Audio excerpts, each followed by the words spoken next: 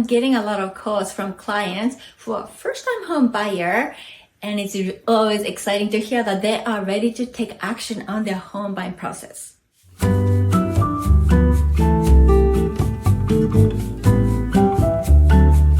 I'm sure you know that it's not as simple as renting. So if you're starting to think about buying a home 3 months, 6 months, a year, 5 years, you need to have a plan.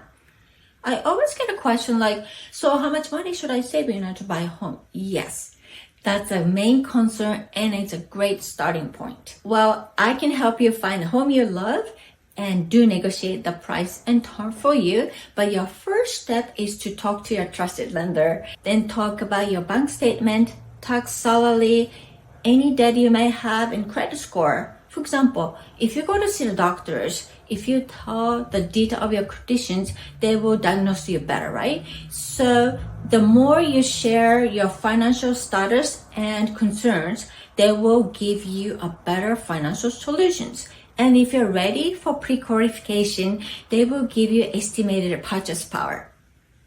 Do you have any good lenders? I do have one, and I will introduce to you.